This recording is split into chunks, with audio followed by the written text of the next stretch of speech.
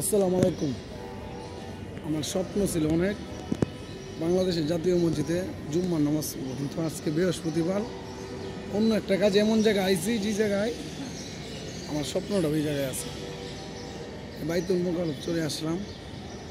সকালবেলা বাসেতে নামই প্রথম দিই যায় বাইতুল মোকাররমের মিনারটা দেখা যায়, তখন থেকে মনটা কত কিছু করতেছে যে তাইলে নাইলে কখন যাম বাইতুল মোকাররমের ভিতরে। ইনশাল্লাহ সুমন, কাইরুল, শাহিন তোমরা সবাইলে তো আমি আয় পড়লাম। তোমরা মাইন্ড করো না, আমি আইছি না, আমার ভাগ্য নিয়ে আইছি, অন্য এক কাজে আইছি। আয় দিয়ে এটা বাইতুল মোকাররমের সামনে কাজ শেষ করে এখন আইছি জোহরের নামাজ পড়ার জন্য। এই যে স্টেডিয়ামের সাথে ওই দিক দিয়ে আপনাকে মেট্রো রেল গেছে, প্রচুর গরম টাইস।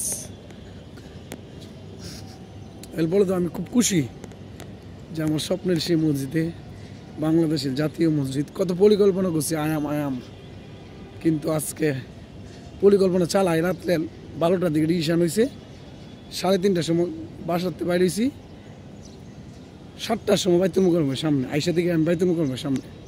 আমি তো পুরো অবাক যে কই চলে আসলাম আমি।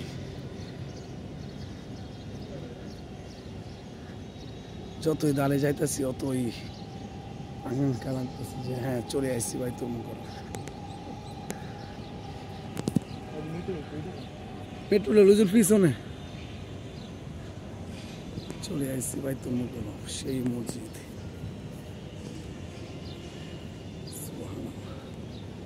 বাংলাদেশের জাতীয় মসজিদ,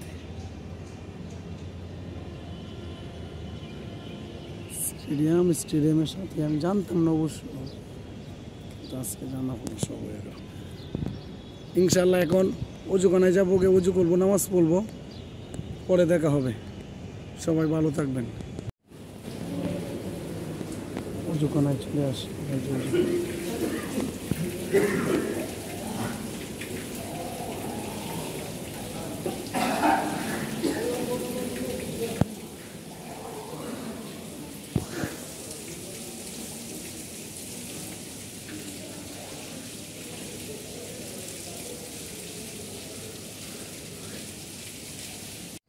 আসসালামু আলাইকুম। জাতীয় মসজিদ থেকে নামাজ পড়ে এইমাত্র বাইরে হইলাম।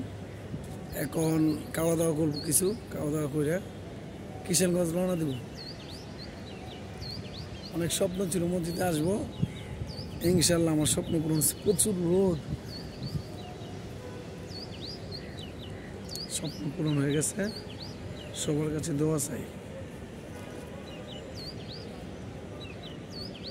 জাতীয় মসজিদে নামাজ পড়ছি, অন্যরকম শান্তি, ভাল লাগছে অনেক। আবার আসবো। খাইরুল, সুমন তোমরা নিয়ে আসবো, শাহিন তুমিও আসবা। পরিকল্পনা করো ভালো মতো, সবাই একসাথে এসে জুম্মার নামাজ পড়বো।